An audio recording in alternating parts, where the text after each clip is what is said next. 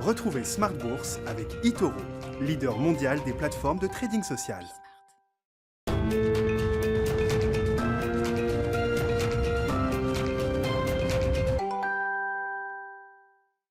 Et c'est reparti pour Smart Bourse, votre double dose quotidienne de marché en direct sur Bismart, chaque jour à la mi-journée, 12h30, 13h, et en fin d'après-midi, la grande édition pendant 1 heure à partir de 17h. Au sommaire ce soir, l'idée peut-être d'une stabilisation sur les marchés, une stabilisation qui restera encore à confirmer. La fin du mois de novembre a été une fin de mois compliquée. On est en baisse toujours sur les indices européens en cette fin de séance, mais on a marqué des plus bas avant de remonter un petit peu, de réduire un petit peu nos pertes en cette fin de séance avec l'aide des taux bas, des taux qui escomptent sans doute un impact même minime sur le plan macroéconomique avec la nouvelle vague épidémique et les questionnements autour du variant Omicron, et puis des marchés obligataires qui escomptent peut-être également un petit décalage en matière de durcissement des politiques monétaires. On sait qu'il y aura des réunions importantes du côté de la Fed, de la BCE ou de la Banque d'Angleterre encore la semaine 50.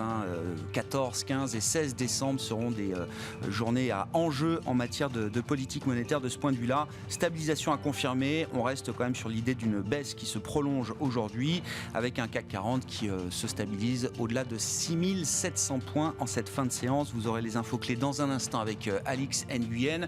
On essaiera de regarder un petit peu au-delà du court terme et du niveau d'incertitude sanitaire qui est remonté en parlant des perspectives 2022 et des stratégies 2022. Quels sont les grands axes d'investissement, d'allocation d'actifs qui restent valables pour l'an prochain? Nous en parlerons avec nos invités de Planète Marché. Et puis plus spécifiquement encore dans le dernier quart d'heure, le thème des micro-caps, des toutes petites capitalisations boursières au niveau international. C'est une nouvelle stratégie qui vient d'être lancée par la plateforme d'investissement d'asset management de Berenberg, et les équipes de développement de Berenberg seront avec nous en plateau à partir de 17h45.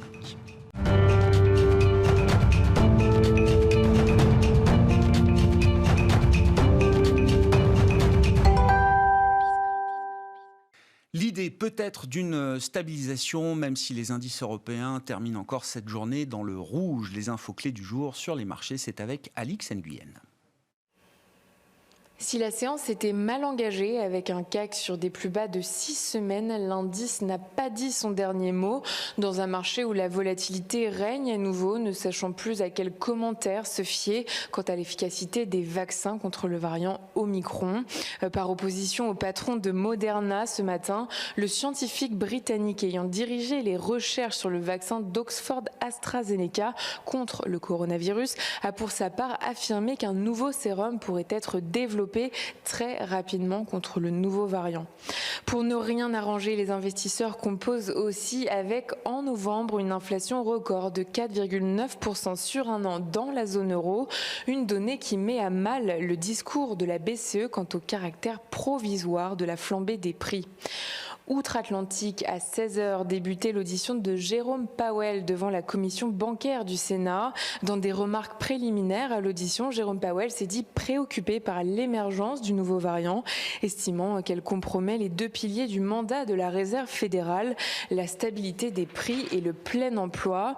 Un message qui laisse présager que le nouveau variant pourrait retarder le resserrement de la politique monétaire de la Fed. Conséquence directe, le rendement de l'emprunt américain à 10 ans se détend de 7 points de base. Celui de l'emprunt allemand de même échéance diminue de 4 points de base. La peur d'un durcissement des restrictions sanitaires, mais aussi des déplacements, alors que plusieurs pays ont totalement fermé les frontières, pressurise les actifs à risque, atmosphère qui fait craindre une baisse de la demande de pétrole. Le baril de Brent chute et entraîne une baisse de Total Energy. Les spécialistes des tests et des diagnostics sont à nouveau en vogue. Sartorius Tedim Biotech est en hausse, Biomérieux et Eurofins Scientifique aussi. A contrario, les valeurs liées au tourisme souffrent comme Air France, KLM et Accor. L'équipementier automobile Valeo progresse après avoir confirmé les prévisions présentées le mois dernier. Et puis du vert aussi pour Schneider Electric. Le groupe a présenté ses objectifs financiers pour la période s'étalant de 2022 à 2024. Période au cours de laquelle l'équipementier électrique compte notamment augmenter son chiffre d'affaires tout en accroissant son taux de rentabilité. Tendance, mon ami, chaque jour avec Alix Nguyen à 12h30 et 17h dans Smart Bourse sur Bismart.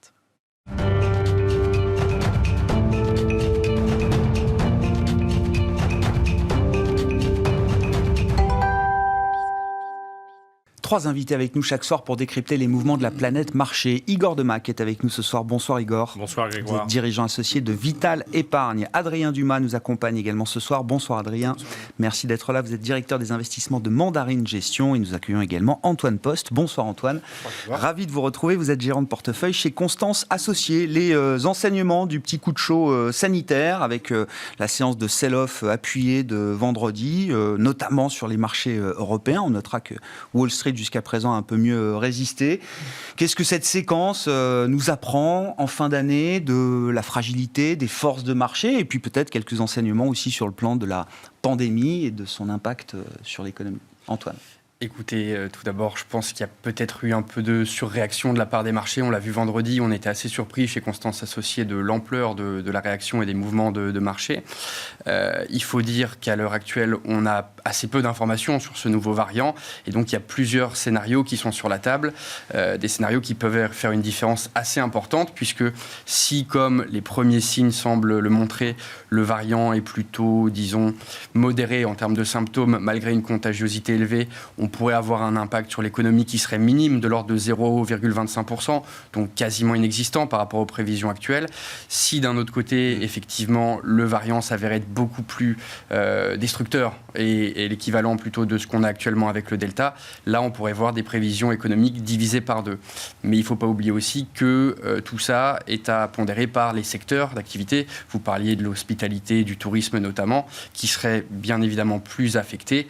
D'autres secteurs, on l'a vu lors de l'année 2020, ont aussi eu leur carte à jouer et s'en sont très bien tirés. On peut penser à la tech, au cloud, aux réseaux sociaux, etc. Et justement, fort de cette expérience de 18 mois, le marché a réagi de manière... Alors, l'excès dans la baisse, effectivement, mais quand on regarde la composition sectorielle, la discrimination qui a pu être faite, est-ce qu'il y a eu un peu de rationalité quand même dans la manière dont le marché réagit justement à cette résurgence épidémique? Vendredi, assez peu, je dirais. Assez peu vendredi. Généralement, c'est aussi le propre de nos sociétés et de la bourse actuelle qui passe beaucoup par des ETF, donc des groupements de valeurs. On a vu vraiment une vente globale sur toutes les catégories. Mais depuis lundi, on commence à avoir un affinage qui se fait avec le tourisme, les compagnies aériennes qui continuent de chuter et d'autres valeurs qui, au contraire, se reprennent et reprennent leur chemin. Vous le disiez notamment dans votre édito d'introduction. Adrien, on est... alors, je ne sais pas, on verra. Peut-être qu'on aura des précisions sur ce variant Omicron, ses mutations et ses implications éventuelles sur le plan sanitaire. En attendant, on est dans une phase... émotionnel de marché, il va falloir l'accepter pendant quelques jours, quelques semaines peut-être encore là. Oui, une phase de volatilité c'est sûr, c'est-à-dire qu'on avait ouvert, je pense il y a une dizaine de jours, une phase de retour de la visibilité, on avait confirmé à Jérôme Powell, on s'était déjà préparé au scénario de tapering, de hausse des taux l'année prochaine, et puis là est venu se mettre effectivement un nouveau grain de sable dans cet agenda qui a perturbé justement ce scénario qu'on avait commencé à établir, et donc effectivement qui a un peu perturbé les marchés. Sur la journée de vendredi, je pense qu'il faut juste quand même rappeler que c'était le week-end de Thanksgiving, qu'il y avait une seule demi-journée de cotation aux États-Unis, la majorité des market makers n'étaient pas là. Donc voilà, je pense qu'il y a effectivement eu un mouvement de surréaction et que tout ça s'est un peu plus normalisé, je trouve, en début de semaine. Mais oui, ça pose effectivement des questions, notamment sur certains secteurs. Je pense qu'il est intéressant en termes de réaction des autorités, ou en tout cas des pays, c'est la fermeture des frontières. Là, on voit bien que le sujet, c'est on essaie de circonscrire le sujet et surtout de ne pas le faire rentrer dans sa propre géographie pour s'éviter les enjeux de discussion sociale et citoyenne sur qu'est-ce qu'on remet en place comme mesure de confinement. Et voilà, je pense qu'on en est dans cet état-là où, en fait, à chaque fois qu'on voit un risque apparaître, la première décision, c'est la fermeture des frontières. Donc, ça impacte effectivement beaucoup plus, de manière plus marquée, les activités liées au loisir ou au tourisme que d'autres secteurs qui avaient été effectivement impactés par des fermetures de magasins, entre autres, ces 18 derniers mois, qui me semblent être là, pour l'instant, en tout cas, des scénarios moins probables là, à court terme. Alors, effectivement, ça dépend de la sévérité du variant, mais voilà, je trouve que dans tout ça, le marché a finalement, je trouve, pas trop mal adressé le sujet et intégré ces éléments. Ouais. Est-ce que c'est une vague comme les autres? Est-ce que la peur du virus peut remonter? On voit effectivement que les fonctions de réaction sont très rapides sur le plan des décisions des États, des gouvernements, des policymakers. Attention particulière des banquiers centraux, mais les organisations, les entreprises, les hommes et les femmes qui y travaillent, est-ce qu'on est dans une situation où la peur du virus, qui avait quand même considérablement disparu et qui permettait justement un fonctionnement beaucoup plus normal de l'économie, même si la pandémie était toujours présente, est-ce que cette peur peut remonter, Igor?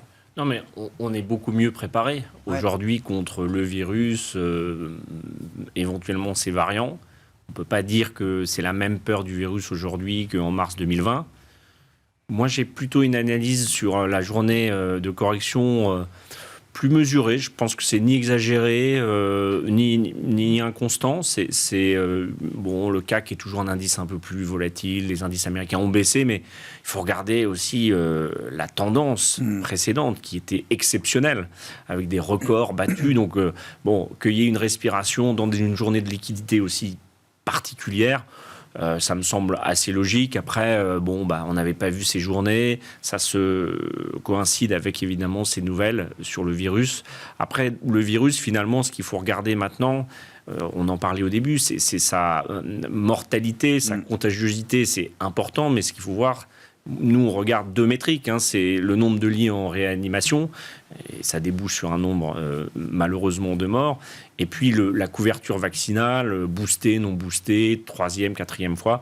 Et on regarde généralement Israël, qui est un bon proxy, même si c'est un pays particulier. Bref, mais c'est quand même ceux qui sont très en avance sur la gestion de cette crise. Donc, on n'est pas sorti d'une petite zone de volatilité. D'ailleurs, les marchés n'ont pas vraiment remonté. Non, on est vraiment un cran en dessous. Oui, est-ce que c'est illogique après cette année un peu hors norme, mais l'année d'avant qui était un peu hors norme? Non, parce qu'on en parlait avant l'émission, la pandémie n'a pas complètement disparu. Donc, on ne peut pas la désintégrer ou la sortir de notre scénario de marché et de notre scénario macroéconomique. Parce que, comme ce qui était dit auparavant, dès qu'il y a une fermeture de frontières ou risque de confinement, l'activité économique, elle va forcément, et on commence à entendre sur le dernier mois de croissance économique en zone euro, peut-être pas de croissance, ça a un impact. Ouais. En fait, les marchés, l'épidémie, je ne dis pas que les marchés sont totalement désintéressés du nombre de morts, mais on sait, dans les situations de guerre, les marchés ne regardent pas forcément ces sujets, mais les marchés, ils réagissent à l'activité économique. Bien sûr. Petite parenthèse, là, il y a un titre qui se fait un peu tarter sur le marché américain, c'est le titre Moderna, Antoine, qui perd 7,5%. Comment on peut expliquer, alors que voilà, ça remet une attente très forte sur Moderna et les autres producteurs de vaccins qui ont montré une efficacité certaine, évidemment, jusqu'à présent. Stéphane Bancel, PDG de Moderna, s'est largement exprimé depuis 24 heures par voie de presse et de médias. Comment on peut expliquer cette réaction de marché négative là, sur le titre, Antoine ? Peut-être une mauvaise réaction des investisseurs, justement, puisque la communication de Moderna est assez divergente de ce qu'on a pu voir chez Pfizer, de ce que l'université d'Oxford a publié également en début de journée. Et donc, peut-être qu'à un moment donné, les investisseurs se disent aussi qu'ils voudraient un peu prêcher pour sa paroisse. On ne peut pas forcément lui reprocher, mais en accentuant le trait pour essayer justement de doper le nombre de commandes. On sait que Moderna avait quand même pris du retard dans les livraisons de vaccins par rapport à Pfizer. Et donc, ça pourrait être un coup de bluff pour essayer justement de remettre un peu de momentum sur la société. Et effectivement, c'est le pire performeur du S&P aujourd'hui. Donc, je pense que l'accueil des investisseurs a été plutôt froid, effectivement. Non, mais c'est un vrai sujet, parce que, on peut pas lui reprocher, j'en sais rien, mais en tant qu'actionnaire, si Stéphane Bancel parle trop vite pour dire des choses qui sont très divergentes de ce que le consensus scientifique nous dit aujourd'hui, ça peut être un sujet quand même pour l'investisseur et pour l'actionnaire. Tout à fait. Là-dessus, effectivement, c'est un sujet. Après, on sait qu'aujourd'hui, et principalement à l'aube de cette crise, il y a des communications qui sont faites extrêmement rapidement. Pfizer a été très transparent dès le début en disant qu'il leur faudrait 2 à 3 semaines le temps de procéder au test et d'avoir de vrais résultats sur la pertinence ou non des vaccins vis-à-vis du variant Omicron. Et le CEO de Moderna a peut-être voulu mettre la charrue avant les bœufs et ça lui est pour le coup clairement imputé sur les cours boursiers de sa société. Bon. On verra effectivement quelles sont les informations plus fermes peut-être qu'on obtiendra dans les prochains jours sur ce variant Omicron. En attendant, là, petit tour de table sur comment on intervient dans une phase de marché délicate comme ça, là, chez Constance Associés. D'ailleurs, est-ce que vous êtes intervenu ? Est-ce que vous avez, je ne sais pas, est-ce qu'il y a déjà eu des opportunités à saisir ? Est-ce qu'au contraire, c'est plutôt l'idée d'alléger les positions ou de ne rien faire, ce qui est toujours une décision de gestion à considérer également. Comment est-ce que vous êtes intervenu par rapport à cette situation, Antoine ? Alors oui, nous sommes intervenus dès vendredi. On a renforcé un petit peu quelques positions de l'aéronautique notamment. On pense vraiment que c'est une tendance de croissance à long terme et on sait qu'il y a beaucoup d'enjeux entre la pandémie mais aussi les enjeux environnementaux environnementaux qui ont plutôt un impact négatif et on entend beaucoup de bruit autour d'une réduction du trafic aérien. C'est pas notre lecture à l'heure d'aujourd'hui, puisque il ne faut pas oublier que dans nos pays développés, on peut avoir cette prise de conscience, mais il y a aussi beaucoup d'économies en développement avec des classes moyennes qui sont en cours d'émergence, et ces gens-là auront des besoins et des volontés de voyager. Donc on reste assez boule sur toute l'industrie aéronautique dans son ensemble. Quand bien même il y aura un décalage en matière de réouverture des frontières et des économies. C'est juste, on prend un peu de retard, mais le cas d'investissement pour vous reste solide. Oui, tout à fait. Chez Constance Associés, on est vraiment sur cette lecture long-termiste, et donc là-dessus, on voit effectivement ça comme un très gros caillou dans la chaussure, effectivement, mais ça n'en reste pas moins qu'un décalage dans le temps d'une activité. Ce qui est terrible, mais sur l'aéronautique, c'est intéressant parce qu'il y a une semaine, 10 jours, c'était le salon de Dubaï, et donc Airbus, par exemple, engrangeait les plus grosses commandes post-Covid, et c'était quand même un signal très fort, justement, de confiance, de retour de cette activité aéronautique, donc à travers les constructeurs, mais également à travers des compagnies aériennes qui pourraient tirer leur épingle du jeu. Hein. Donc, tout à fait. C'était ce dont on parlait il y a encore une semaine. C'est en plus renforcé par toute l'histoire Boeing avec le 737 MAX, qui a quand même fait un certain nombre de séquelles, au moins dans l'opinion publique, mais aussi peut-être chez certaines compagnies aériennes. Et donc, nous, notre vision sur l'industrie aéronautique, et particulièrement européenne, une fois n'est pas coutume, est plutôt assez positive dans les années à venir. Ouais. Sur les interventions de vendredi, alors donc... on renforce les cas d'investissement, enfin les tendances auxquelles on croit. Alors, on renforce les tendances dans lesquelles on croit. On a aussi eu d'autres investissements qui ont été faits ou qui sont en cours de réalisation sur d'autres secteurs, puisque ça ne vous a pas échappé. Dernièrement, on a eu aussi les publications du 3e trimestre, dont certains pans ont déçu aux États-Unis. Je pense notamment aux réseaux sociaux, pour ne citer que. Et on voit que les performances de certains titres ont été vraiment en décalage avec le reste du marché. Et on voit en parallèle que, pour autant, ça a été des grands bénéficiaires de la pandémie. Donc, même si on ne le souhaite pas, un retour de mesures plus difficiles, de confinement, pourrait clairement jouer à la faveur de l'appréciation de ces titres.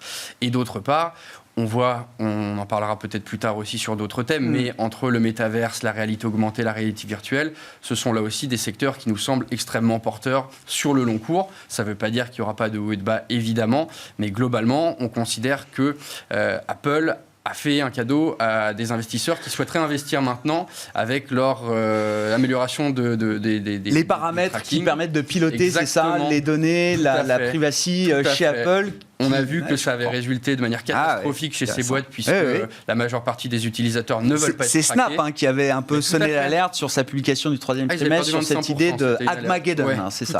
Tout à fait. Et pour le coup, il est vrai que ça donne loisir à repenser un certain nombre de business models, notamment pour la croissance de ces titres-là. Mais en parallèle, ça a clairement des plateformes de demain. Et je me souviens aussi de l'époque où Facebook s'est introduit en bourse. Ça a mis des années avant de générer vraiment des émules, et le titre faisait que baisser parce que tout le monde se demandait mais comment ce groupe va-t-il gagner de l'argent. Aujourd'hui, je crois que c'est plus un souci pour personne, le sujet de la rentabilité de Facebook. Ils en gagnent même trop, peut-être, en goût de certains. 2012, l'introduction en bourse la plus catastrophique de l'histoire, peut-être, Facebook. Sur l'intervention de marché un peu tactique, là, Adrien, est-ce qu'il y a eu des choses à faire dans un sens, dans l'autre? Non, on n'a pas fait grand-chose, nous, chez Mandarine. On s'est beaucoup posé la question de quel impact sur le décalage peut-être de scénario de remontée de taux, qui, moi, à mon avis, est un enjeu pour 2022 en termes de construction de portefeuille, mais qui était finalement déjà un enjeu pour 2021. Donc, en fait, j'allais dire, par rapport à ces sujets de réouverture, de confinement ou de scénario de reflation, nos portefeuilles, déjà cette année, en fait, est déjà assez équilibrés, parce que c'était un sujet sur lequel, je pense, il était difficile de trancher, sur lequel on a eu des allers-retours assez marqués suivant les trimestres. Donc voilà, finalement, nos portefeuilles sont déjà assez équilibrés sur ces enjeux-là. Et pour l'instant, on n'a pas envie vraiment de changer cet équilibre-là pour l'année prochaine. Oui. Et donc, ça veut dire que le risque pandémique de stop and go, d'arrivée de nouveaux variants qui sont, je ne vais pas dire Black Swan, mais qui sont toujours, c'est des risques, des tail risks, quoi. C'est-à-dire que vraiment, ça peut être le petit risque, mais qui se matérialise et qui fait de gros dégâts, ça reste quelque chose qui va guider les stratégies et les portefeuilles en 2022. On peut le traduire de deux façons. On peut avoir une exposition directe aux grands bénéficiaires effectivement d'un retour de la pandémie. Bon, là, on est un peu plus circonspect parce qu'il y a des niveaux de valorisation qui nous posent un peu question et puis une soutenabilité, quand même, des niveaux de croissance qui, à mon avis, sont un sujet à un peu de déception. Mais par contre, c'est plutôt, par exemple, sur la partie très industrielle ou cyclique, plutôt liée justement à des enjeux de réflation, plutôt favoriser des industries qui passent plutôt bien à travers le sujet de confinement. Alors, je sais pas, un secteur comme l'agriculture, la construction, le BTP, c'est des industries qui, visiblement, même quel que soit le scénario et le contexte de reconfinement, je ne les vois pas avoir un gros impact sur leurs activités au quotidien et leur capacité à ne pas délivrer les carnets de commandes qu'ils ont engagés depuis 12 à 18 mois.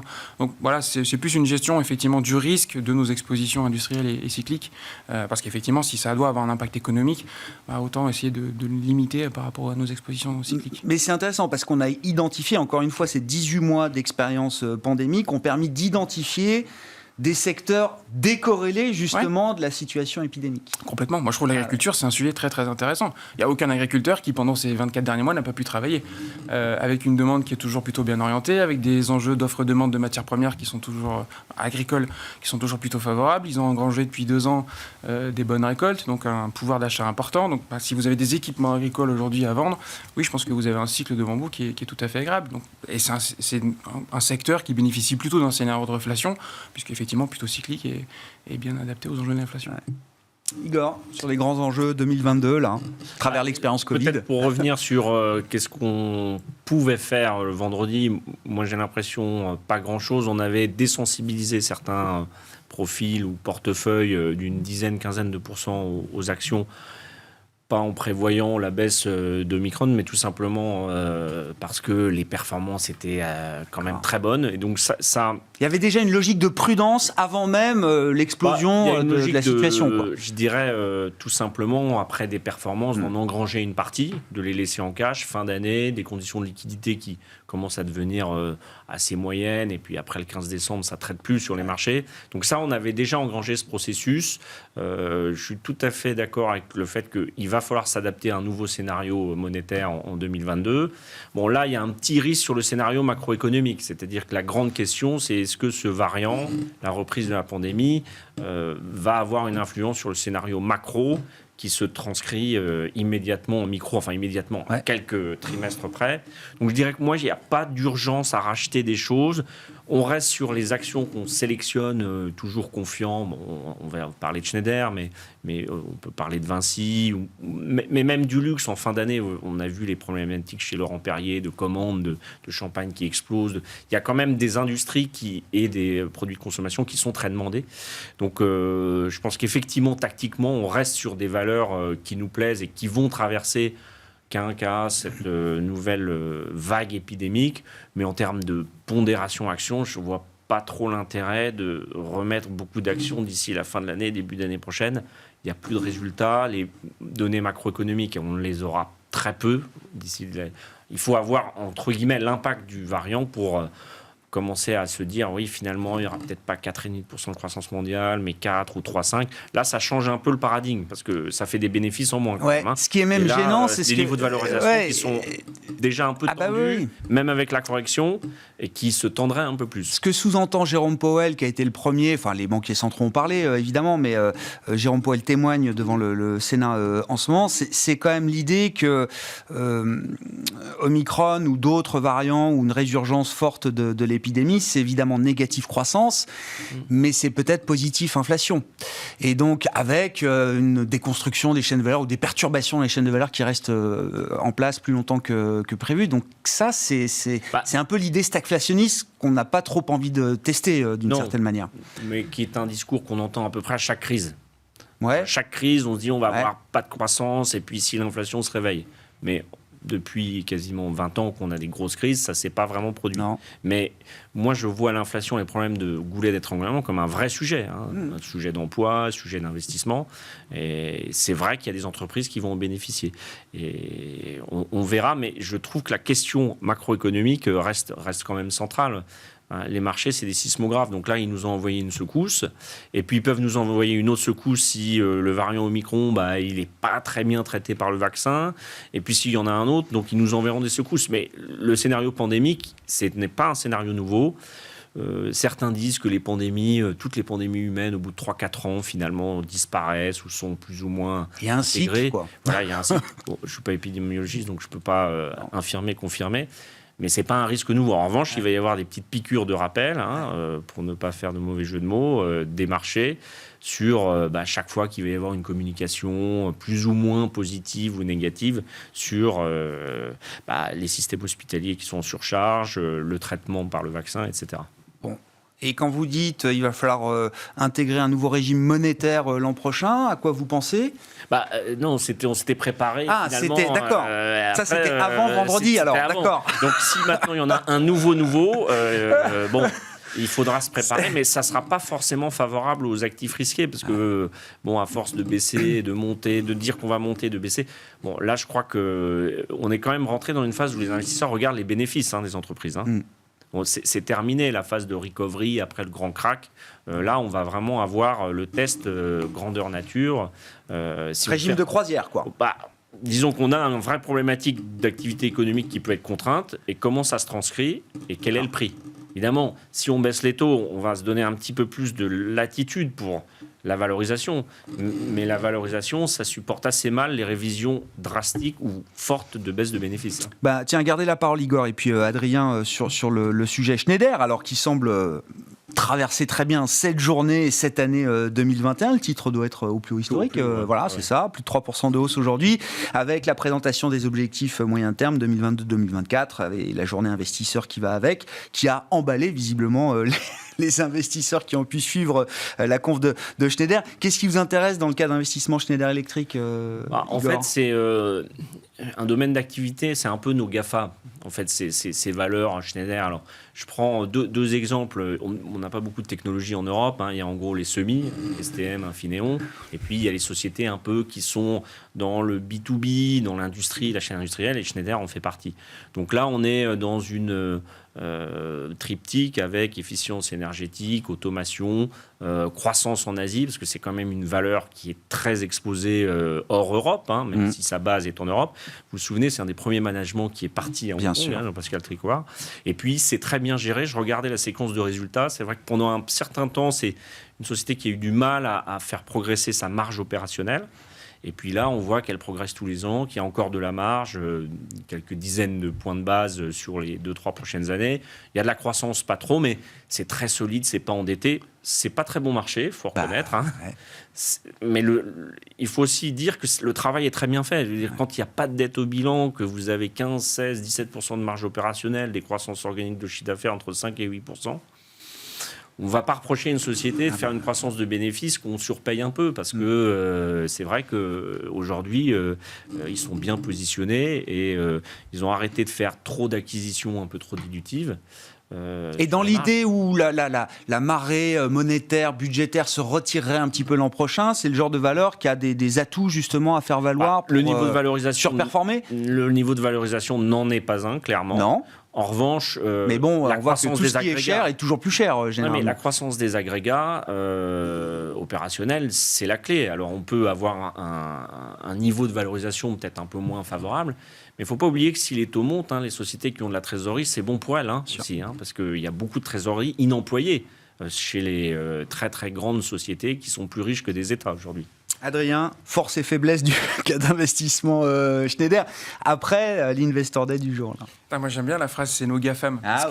Vous mettez Schneider dans cette idée-là. C'est une saga industrielle incroyable. C'est déjà le personnage. Moi je me souviens de la passation de pouvoir entre Henri Lachmann et Jean-Pascal Tricoire en 2006. Je crois que c'était un de mes premiers meetings. C'est impressionnant. C'est quelqu'un qui a fait ses études dans une école d'ingénieurs tout à fait. J'ai rien à lui reprocher, mais plutôt pas particulièrement connu, qui a fait toutes ses classes sur le terrain et qui est devenu PDG de Schneider très très jeune, parce qu'il avait passé beaucoup de temps notamment en Chine. Je crois qu'il avait travaillé 5 ou 6 ans en Chine pour Schneider.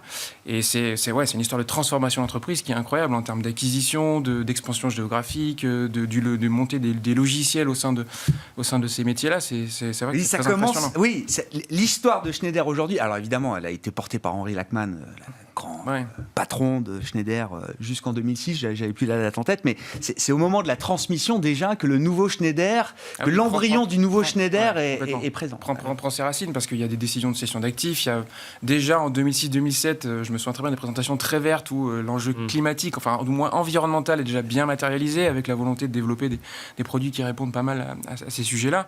Donc oui, aujourd'hui, ce 5 à 8% de croissance, quand on le remet à ce qu'était la croissance de Schneider à cette époque-là, c'est 2 à 3 fois la croissance de l'époque. Avec des sauts, des années très difficiles. Très difficiles en termes de cyclicité, mais par contre, effectivement, une transformation du portefeuille et du métier qui est assez impressionnante. Et puis moi, ce qui me plaît beaucoup, là aussi je reprends le mot GAFAM, c'est la force de Schneider. Je pense qu'ils sont américains aux États-Unis, chinois en Chine et européens en Europe. Et dans un monde qui est de plus en plus protectionniste, notamment sur les technologies liées à la transition écologique énergétique, je pense que c'est un groupe qui réussit bien parce qu'effectivement, il est implanté localement, il travaille avec les entreprises chinoises en Chine, américaines aux États-Unis, vraiment dans du B2B, dans du partenariat pour les aider à adresser tous ces sujets-là. Et oui, je pense que ça en fait un beau champion. Après, vous rajoutez à ça, oui, une perspective, une notation extra-financière et une appréciation de tout ce qu'ils font sur ces dimensions-là qui sont assez impressionnantes. Moi, je l'ai juste vu sur le sujet de la biodiversité que j'ai un peu travaillé, où c'est clairement l'entreprise en Europe qui a essayé déjà de présenter des choses et des ambitions pour adresser le sujet de la biodiversité. Comment ils objectivent là ce sujet de la biodiversité, s'ils sont en avance, pionniers en la matière, qu'est-ce qu'il y a à retenir justement des best practices de depuis Schneider 2019, ils essayent de quantifier les empreintes qu'ils ont, les pressions qu'ils exercent sur la biodiversité, et ils se sont donné un objectif de 2030 de réduire, je ne sais plus quel est le pourcentage, mais de moitié leur pression sur la biodiversité et d'être à terme net gainer. Donc ils sont déjà vraiment très en avance. Et en fait, le faire pour leur propre périmètre, ça les aide énormément à réfléchir à quel type de produits ou de solutions ils doivent proposer à leurs clients. Donc c'est un cercle extrêmement vertueux. Est-ce que j'ai en tête une phrase du CFO de Thales, c'était il y a une dizaine de jours dans un forum sur le futur de la finance, Future of Finance, qui dit voilà, on est en train de reconcentrer tous les sujets carbone, de mesures carbone au niveau des directions financières parce que dans un avenir très proche, comme le marché nous sanctionne quand on rate un objectif trimestriel financier, si demain on rate un objectif carbone sur une année ou sur un trimestre, le marché nous sanctionnera de la même manière. Oui, alors ça sera plus difficile quand même de le quantifier tous les trimestres parce qu'on se pose toujours des questions sur la véracité des chiffres qui nous sont présentés, sur les émissions carbone et sur les audits qui sont faits vraiment pour les mesures.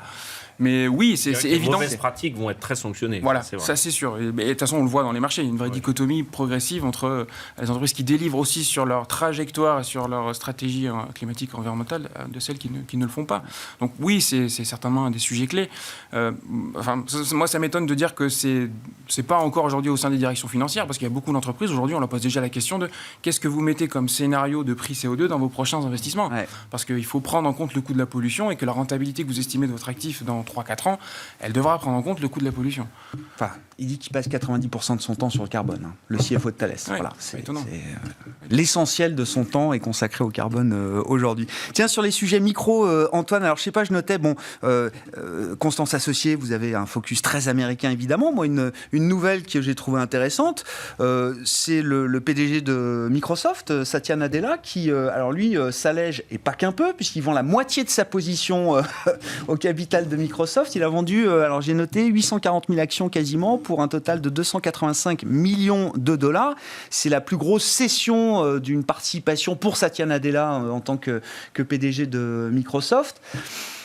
C'est toujours intéressant de suivre quand même un peu les insiders, ce qu'on appelle les insiders dans leur gestion de leur participation au sein de leur entreprise.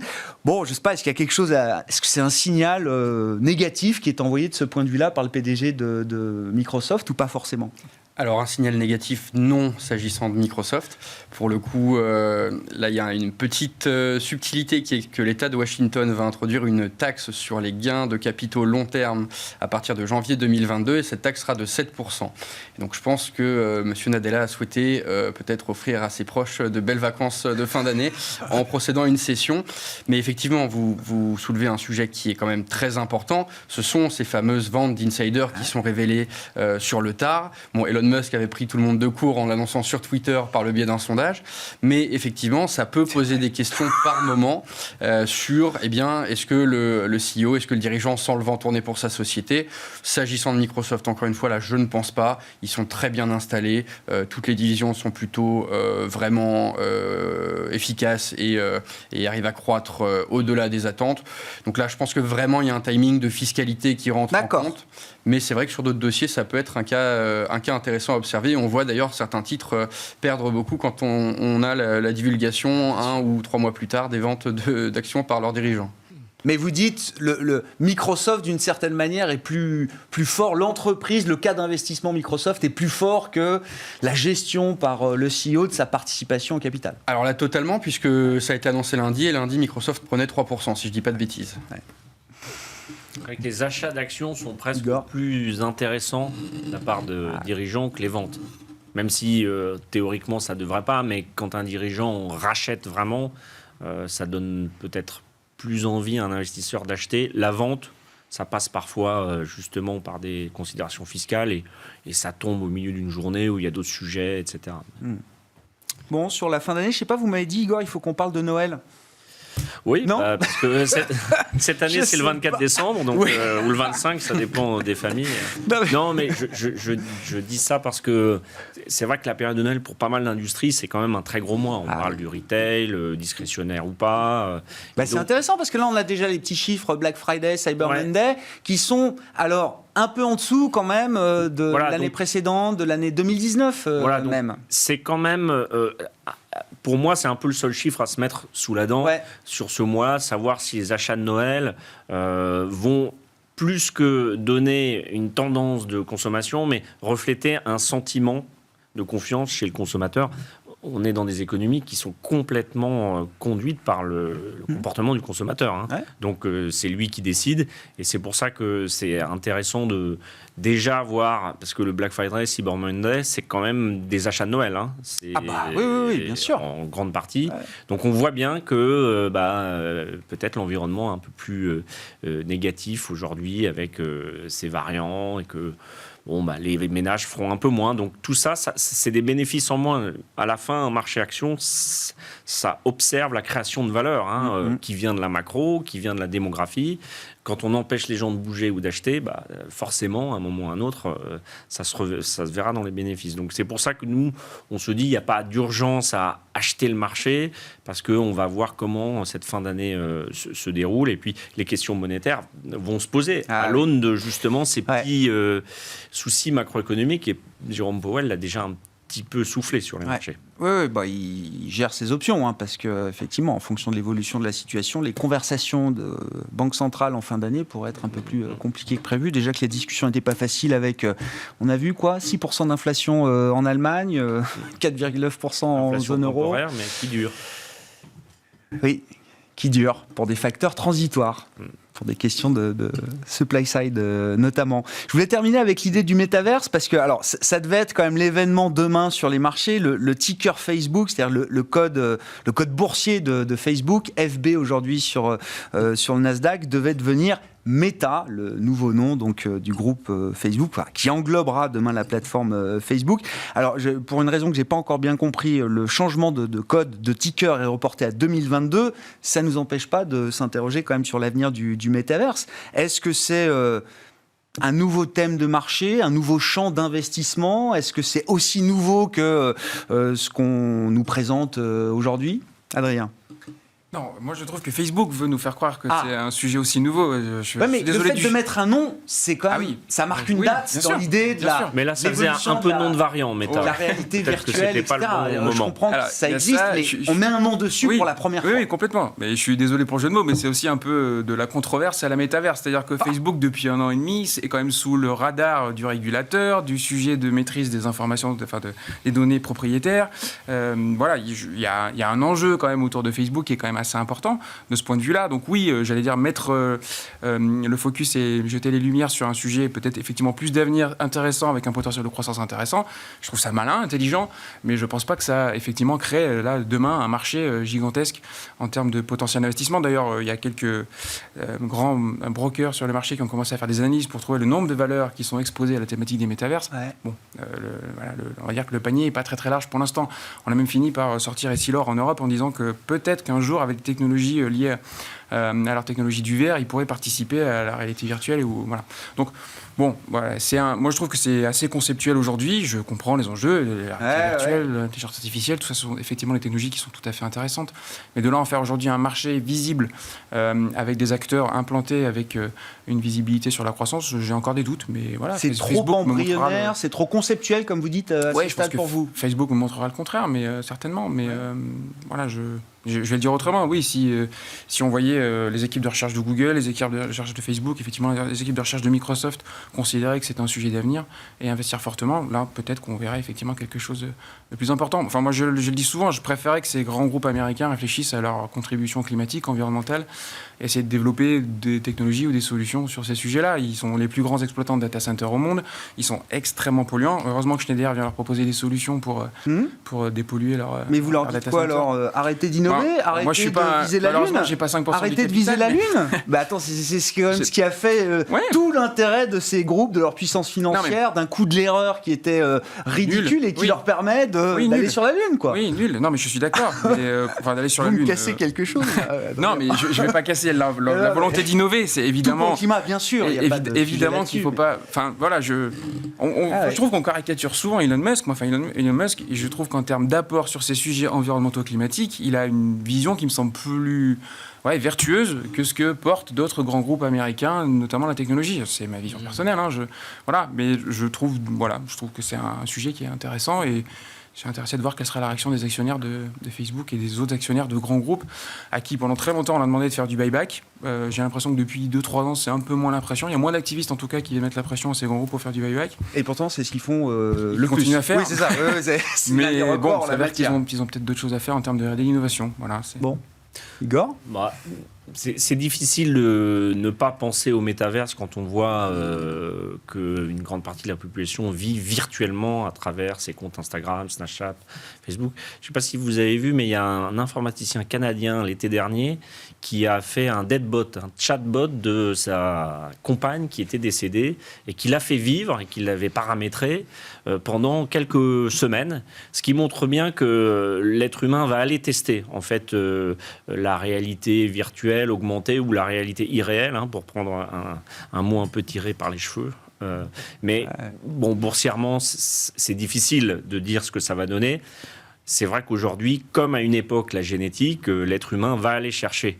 Vous vous dites pas c'est une révolution comme Internet il y a 20 ans? Non, mais c'est un prolongement. Mais dans 2001, l'Odyssée de l'espace, il y a déjà une machine intelligente. Ouais. Donc ce que l'homme imagine ou invente, il cherche à le réaliser.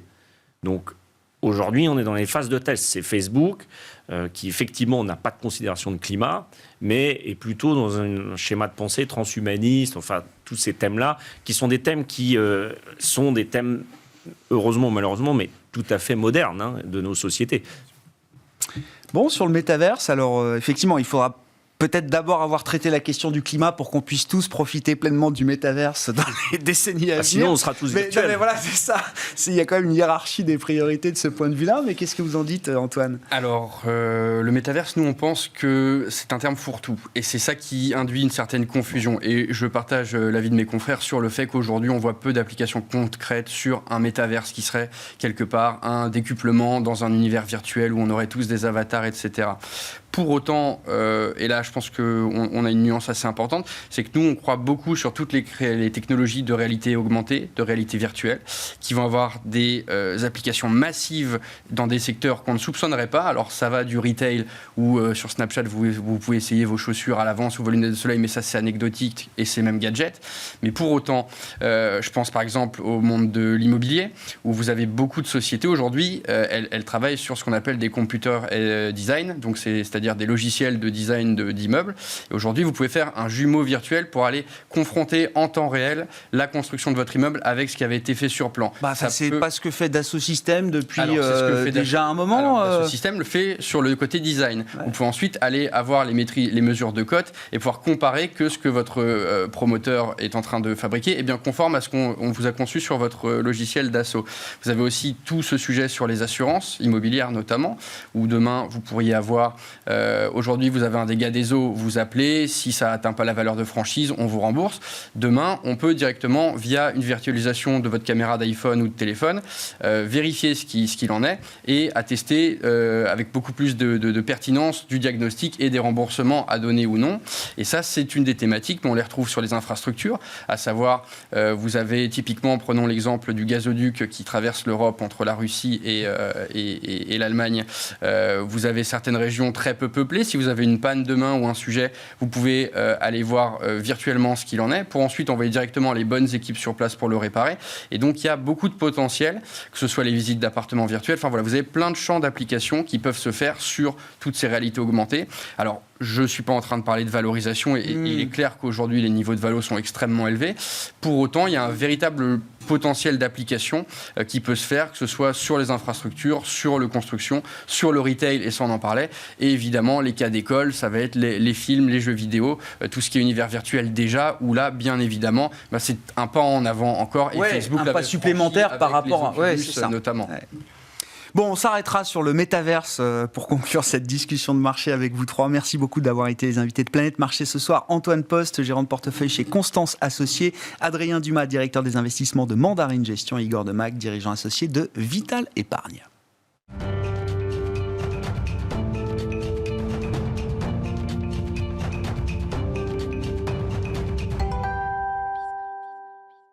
Le dernier quart d'heure de Smart Bourse chaque soir, c'est le quart d'heure thématique. Le thème ce soir, c'est celui des micro-caps, des toutes petites capitalisations. Alors attention, on est sur les marchés cotés, donc on parle quand même de sociétés qui ont des capitalisations parfois jusqu'à 1 milliard d'euros.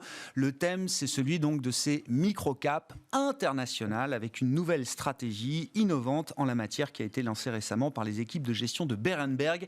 Et Franck Sabat, qui est à mes côtés, le responsable du développement pour l'Europe continentale de Berenberg. Franck, bonsoir et bienvenue. Bonsoir. On va parler de votre stratégie très intéressante donc sur ce segment, cet univers des toutes petites capitalisations sur le plan mondial. Mais un mot de Berenberg quand même, qui est une banque historique au niveau mondial, puisque j'ai appris grâce à vous que vous étiez la deuxième plus vieille banque du monde, c'est ça C'est juste. Franck peut-être en quelques mots, Berenberg, ça a été fondé en 1590, donc ça remonte un petit peu, 430 ans d'histoire. Une dynamique assez entrepreneuriale depuis. Je fais vite les 400 ans pour arriver à aujourd'hui. Aujourd'hui, c'est 1600 personnes. Il y a 10 ans, ils étaient 600. Donc, ça montre un peu cette idée de croissance. C'est piloté par 3 managing partners qui ont aussi cette idée de développer les activités, d'investir et de redévelopper. Et aujourd'hui, on a 3 pôles principaux. On a le corporate banking, qui est un peu le lien historique, en fait, avec le départ. Au départ, c'était une banque de shipping à Hambourg. On a les activités de banque d'investissement qui sont peut-être plus connues en France aujourd'hui parce qu'on couvre plus de 1000 titres aujourd'hui avec 120 analyses. Donc, c'est une grosse équipe et qui est reconnue pour la qualité de sa recherche. Et la partie dont je m'occupe, qui est peut-être un petit peu moins connue en France aujourd'hui, le côté asset management, où là, concrètement, on a repositionné toute l'offre il y a 4 ans et demi. Pour se concentrer un peu dans la logique de ce qu'on offre sur les actions en recherche, avoir cette même qualité sur le côté gestion. Et quand vous dites repositionner l'offre, justement, qu'est-ce qui caractérise là la plateforme d'investissement, la plateforme d'asset management que vous développez ? Ce qui nous caractérise principalement peut-être, c'est qu'on ne sait pas tout faire. Donc on se concentre sur ce qu'on sait faire. En gros, on se concentre sur les actions et en particulier les actions Europe et aussi sur la partie multi-asset. Le sujet aujourd'hui, c'est plutôt les actions. En fait, ce qui s'est passé il y a 4 ans et demi, c'est qu'on a fait, la banque a fait un gros investissement. On a reconstitué une équipe de gestion Action Europe de scratch. Donc, on est parti de zéro. La gestion, elle est pilotée par Mathias Born, qui était un ancien gérant connu pour les Actions Europe Croissance. Et autour de lui, on a fédéré une équipe de 10 gérants. Avec chacun leur qualité, leur spécificité, mais avec cette idée de délivrer cette qualité sur les actions Europe. Et en fait, on va, depuis 2017, on gère depuis du micro-caps jusqu'au large caps. En gros, de 100 millions jusqu'à 300 milliards. Avec un nombre de stratégies assez limité toujours. Alors, on en vient au sujet des micro-caps internationales ex-Europe, Ouais. hors Europe. Ça, c'est la nouvelle stratégie que vous lancez. Moi, j'ai presque une question industrielle. Au regard, justement, de l'expertise que vous avez fédérée sur le pôle solutions d'investissement asset management de Berenberg, comment on couvre un univers d'investissement, mais qui peut paraître très, très large? C'est-à-dire que quand je discute avec des spécialistes small cap ou micro cap, couvrir le marché national, français, le marché européen, c'est déjà un parcours du combattant en termes d'équipe, de staff, de compétences humaines. Oui. Mais je me dis, le micro-cap international, comment on fait? Comment on fait? On se base sur ce qu'on sait faire, en fait. On a une équipe de gestion qui fait du microcap Europe depuis des années, pilotée par Peter Kraus. En quelques mots, Peter, il a lancé la stratégie microcap Europe en 2011. Donc c'est sa qualité principale, peut-être. Et rien qu'en Europe, on est sur un univers de 6000 titres. Donc on a un univers, en fait, un champ d'opportunités qui est immense. Bien sûr. Et sur 10 ans, il a démontré qu'il avait cette capacité à, sur les 5 ou 6 000 titres, à en sélectionner 100, mais 100 qui font la différence. Ouais. Comme on a eu ce succès en Europe, on a eu la possibilité de l'étendre à l'international, mais là, de nouveau, on ne va pas tout faire. C'est-à-dire qu'on ne va pas les regarder partout dans le monde. On va se concentrer, en gros, sur les États-Unis, Canada, Japon, et quelques pays développés, en gros Australie, Nouvelle-Zélande, Israël, Singapour, Corée du Sud, et on s'arrête là. Donc c'est déjà un univers pays développé au niveau global. Ouais. Non, mais ça exclut les émergents. Oui, parce que là, je pense c'est autre chose. Il y a besoin peut-être d'une couverture locale. Bien sûr. Et on ne pourrait pas faire ça. Alors, bien sûr qu'on a renforcé l'équipe pour faire ce développement, mais là, il faudrait d'autres ressources. On reste très humble, je dirais. Voilà, on sait faire ça sur l'Europe. Et quand je dis l'Europe, c'est aussi bien l'Allemagne que la Suède, que l'Italie. Donc ça, c'est quelque chose qui a fait ses preuves. Et on va faire la même chose. On a démarré cette nouvelle gestion, maintenant, il y a environ 15 jours, sur d'autres zones, mais en appliquant exactement les mêmes recettes. Ouais, c'est-à-dire c'est-à-dire que déjà, on ne regarde pas tous les secteurs. On sait qu'au final, on va se concentrer sur la technologie, sur la santé, un peu sur l'industrie et dans une moindre mesure sur le bien de consommation. Là-dessus, globalement, il va y avoir une couche d'innovation. Donc, on va chercher ces boîtes innovantes qui font la différence et qui sont en mesure d'être demain les leaders sur leur marché. Et du coup, ça nous permet de restreindre l'univers parce qu'on parle d'un univers de 3800 titres par rapport à ce qu'on sait faire. Mais concrètement, ce 3800, il passe rapidement à 500, voire 250 qu'on a vraiment dans le radar, pour au final avoir un portefeuille de 100 titres assez diversifié, parce que naturellement, quand on est dans des microcaps sur des sociétés entre, on va dire, 100, 700 millions de market cap, là, c'est important d'avoir de la diversification. C'est une stratégie, encore une fois, je reste sur l'idée industrielle et même commerciale. C'est une stratégie qui demande quand même beaucoup d'expertise, c'est ce qu'on comprend, Franck. Ça veut dire que par rapport à des concurrents, il y a des barrières à l'entrée importantes pour déployer ce genre de stratégie ? Il y a des barrières à l'entrée de maîtriser un peu ce sujet, d'être en mesure, en fait, de prendre contact avec une entreprise en Suède ou au Japon, c'est la même démarche, et de leur expliquer qu'on va les accompagner, nous, peut-être en tant que premier investisseur étranger, et qu'on veut investir dans leur société parce qu'on pense qu'ils vont faire la différence sur les 3, 5 ou 10 prochaines années. Et donc, c'est là où la barrière à l'entrée, elle est haute, parce que de 1, il faut être en mesure de filtrer l'univers, de 2, il faut être en mesure d'analyser cette société, et de 3, souvent, il faut être aussi capable de les convaincre qu'on est le bon investisseur pour eux, parce que derrière, on a des clients long terme et parce qu'on veut être avec eux dans le long terme. Techniquement, comment on gère un portefeuille? Alors quoi, d'une centaine de titres, c'est ça, globalement?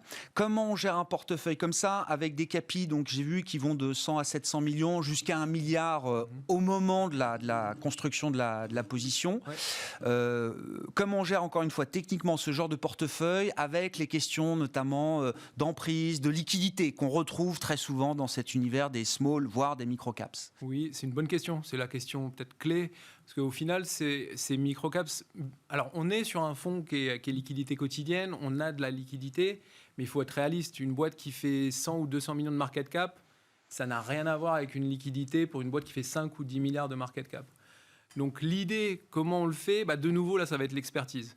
L'expertise de l'équipe de gestion, mais l'expertise aussi de l'équipe d'exécution, parce qu'ils ont l'habitude de faire ça sur l'Europe, et du coup, on est dans des champs de connus là-dessus. Après, l'autre chose qu'on va regarder, c'est naturellement au niveau de chaque titre, en gros, qu'est-ce qui est disponible, ou jusqu'où on peut aller en termes de position par rapport à ce que nous donne le marché sur la partie flottante. Il faut garder en tête que souvent, ces sociétés qui ne sont pas couvertes par les analystes, elles sont encore détenues régulièrement en grande partie par les fondateurs. Bien sûr. Donc on a un espèce de spécificité à maîtriser pour pouvoir aller sur chaque société. Et une fois qu'on a regardé sur chaque société, on va aussi regarder au niveau de la structure du portefeuille. On peut avoir des mauvaises nouvelles, on peut avoir des mauvaises surprises. L'idée, c'est qu'au final, on sait que maximum de positions qu'on va avoir dans un titre, c'est 2%. Et ça, on avait la même chose sur l'Europe. On réplique cette recette qu'on maîtrise.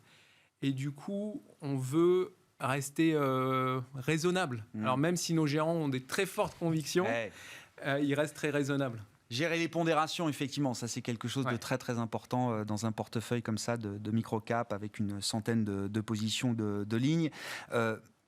Qu'est-ce qui caractérise là, la stratégie ? Alors, elle est ouverte depuis très récemment, mais vous l'avez testée, vous avez cette expertise sur l'Europe. Qu'est-ce qui caractérise cette stratégie en termes de comportement boursier ? Si je réfléchis à un client allocataire dans son portefeuille, dans son allocation, qu'est-ce que cette stratégie va apporter par rapport à d'autres stratégies actions, en l'occurrence ? C'est hyper niche, en fait. L'idée, c'est les micro-caps, on est vraiment à la frontière même entre le private equity et les marchés listés. Là, nous, on investit uniquement dans des sociétés listées, faut être clair. Mais on est à la limite, on est sur des mêmes tailles de sociétés, on est sur les mêmes enjeux parfois en termes d'activité. Donc, l'idée, c'est que dans un portefeuille, évidemment que ça ne va pas être la totalité de la poche action. Mais par contre, ça va amener une diversification au niveau du portefeuille. Et puis, ces sociétés-là, elles font un petit peu leur vie quand même, concrètement. Donc, elles apportent cette diversification. Après, un point qui est hyper important, c'est que ce n'est pas un investissement pour du court terme. On est dans une logique de 3-5 ans d'investissement. Et il ne faut pas se dire, tiens, le micro-cap va fonctionner bien sur 6 mois, je fonce. Je pense que ça ne serait pas la bonne idée. L'idée, c'est qu'on a cette capacité à identifier des belles sociétés qui sont champions aujourd'hui, qui sont amenés à croître. On parle de sociétés qui ont des retours sur capitaux autour de 15 à 20%. Donc on est sur des cas assez uniques. Et l'idée, c'est de participer à cette partie du marché. Et puis naturellement, pour un client, c'est quasiment impossible d'aller faire lui-même cette analyse. Non, bien sûr. Donc c'est ça l'avantage. Mais c'est pas du capital risque. Non. Non, mais voilà, les profils de sociétés que vous sélectionnez, c'est pas de l'amorçage, c'est pas du capital risque, pas du tout. Pas du tout. C'est que des sociétés rentables qui ont fait leurs preuves, qui ont en général 3 ans au moins de track listé. Et on est que sur des sociétés qui ont une gouvernance hyper forte. Il n'y a rien de binaire en fait. Le côté binaire est exclu. Comme beaucoup d'autres côtés, on cherche vraiment ces sociétés où on peut se dire, tiens, alors ils vont mettre beaucoup de temps, ça fait 2 ans, 2 ans et demi qu'ils travaillent sur la stratégie. L'idée, c'est de rester investi sur 3-5 ans ou pour toujours si on peut. Mais du coup, là, c'est une des spécificités, c'est qu'on est hyper discipliné et rigoureux dans la sélection. Merci beaucoup Franck d'être venu nous parler donc, de ce monde des microcaps avec cette stratégie microcaps internationale hors Europe. Il y a déjà une stratégie microcap Europe qui existe chez Berenberg. Franck Sabat qui était avec nous, donc le responsable du développement pour l'Europe de Berenberg, invité de Smart Bourse ce soir. Ainsi se termine cette émission. On se retrouve demain en direct à 12h30 sur Bismart.